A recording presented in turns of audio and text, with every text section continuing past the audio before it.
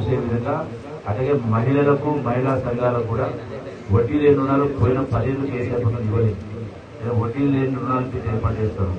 మహిళలకు ఎక్కువ bank loans కూడా ప్రభుత్వానికి ప్రయత్నం చేస్తారు. ఇవన్నీ కూడా మీరు మీ పిల్లల చదువుల కోసం ఉపయోగించే కార్యక్రమం చేయాలి.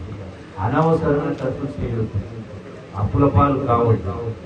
దవాఖాన పేరు మీద ప్రైవేట్ దవాఖాన పేరు మీద ప్రైవేట్ చదువుల పేరు మీద లక్షల రూపాయలు ఖర్చు పెట్టాలి. అలాగే అవసరం లేకపోయినా ఫంక్షన్ల పేరు మీద అప్పు తీసి ఖర్చు పెట్టాలి.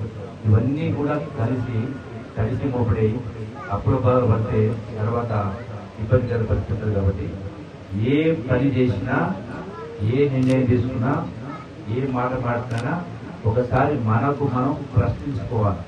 ఈ నిర్ణయం అవసరమా కాదు నిర్ణయం తీసుకొని కరెక్ట్గా నిర్ణయాలు తీసుకుంటే ఈ కష్టాలు మనకు దూరం అవుతాయి.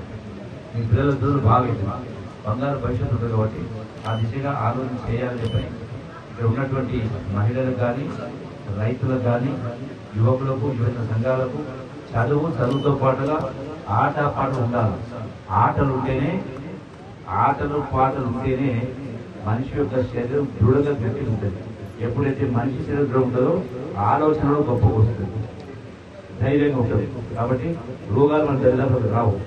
చదువుల పట్ల, ఆరోగ్యం పట్ల, ఆటపాటల పట్ల, ఈ అప్పుల పట్ల మీరు జాగ్రత్తలు తీసుకోవాలని చెప్పని మీ అందరికీ మరొకసారి సవినయంగా విజ్ఞప్తి చేస్తూ మళ్ళీ ఒకసారి కలుసుకుని తప్పకుండా వచ్చి పొద్దునే ఈ యొక్క ఆచార వ్యవహారాలు నేను మిమ్మల్ని అందరినీ అభినందిస్తూ ఉన్నాను.